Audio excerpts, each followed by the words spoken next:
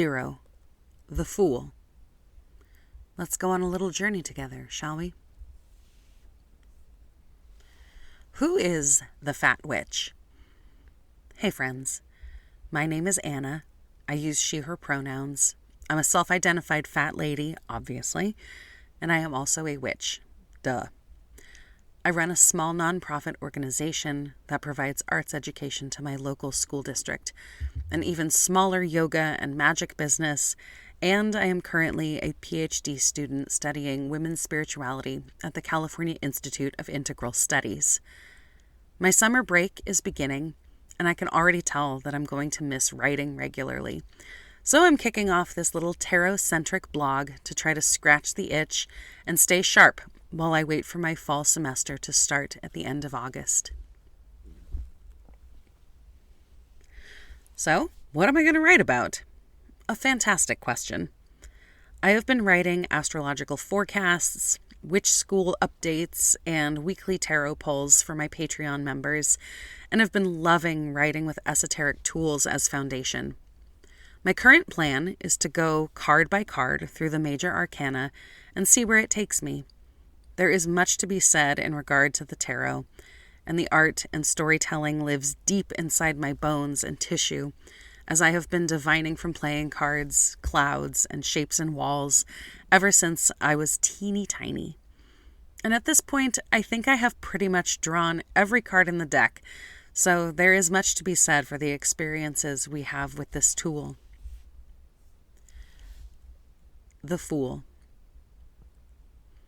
Tarot has become a hot commodity over the last few years, but divining meaning from playing cards is centuries old. The deck pictured here is my personal deck based on the Tarocco Sopraffino, which is one of the oldest known depictions of what we now call tarot. These playing cards would have been used for games like tarocchini by my ancestors in the 15th century. But to be truthful, I did not grow up playing these games, and I won't pretend to know how they work. Frankly, they sound like any other card game where cards represent a certain amount of points, and some cards, like the Fool here, are wild and can be played at any time. No, I was first introduced to the tarot through my mother. I was always scared of my mother's witchcraft, but I'm not really sure why. I can only presume that popular culture depictions of witchcraft and evil spirits are what fueled my anxiety. My mother and brother were always confident with their witchcraft and used spells fairly regularly, even if they were often unofficial or done in casual ritual rather than high ritual. I remember my first tarot card reading with my mom at the dining room table when I was maybe 12 or 13. I barely remember it, but I remember the cards scaring the living daylights out of me, as I had drawn quite a few in the suit of swords, which can be quite frightening when you don't know the full meanings. I remember my mother intuiting the meaning and softening and allaying my fears. My experiences with spirit were always quite anomalous and odd, even by esoteric standards. I, to this day, have not, quote, seen a ghost with my own two eyes. I spent my entire childhood, teen years, and much of my 20s and into my early 30s telling the spirits that I was too scared and I did not wish to see them. Even to my own great-grandmother, who I could feel was desperately trying to communicate with me when I was a teen. I was constantly haunted as a child by horrible nightmares and anxiety about losing my family. I feel now that I was being given signs and warnings through this anxiety that I did not know how to interpret. When The Sixth Sense came out in 1999, I was absolutely obsessed with it. I was terrified but fascinated. I wanted to know everything but didn't. When my brother eventually saw it and told me the plot, I was shaken to my core as it sounded so familiar.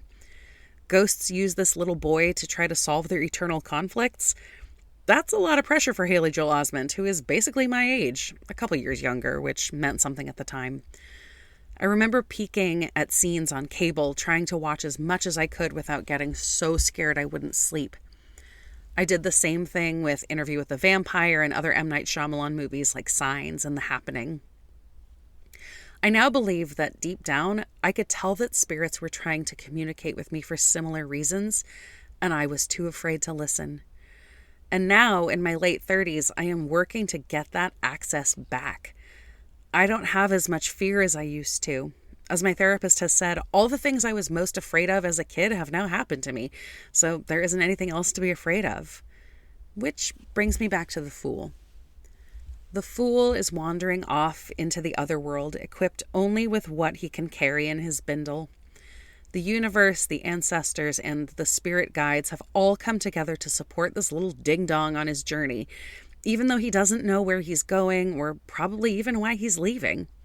To me, this exemplifies many of our spiritual paths. Growing up in typical Western culture, we are presented with a patriarchal monotheistic spirituality that does not jibe with how most people experience spirit. But spirit still experiences us. Think of a cemetery. We lay offerings in nature to the remains of our loved ones. Yes, there are often angels and deities depicted or scripture engraved on tombstones, but the kernel of truth in this setting is earth-based and pagan. To feel connected to our loved ones on the other side, we must first go outdoors. We must make contact with the elements.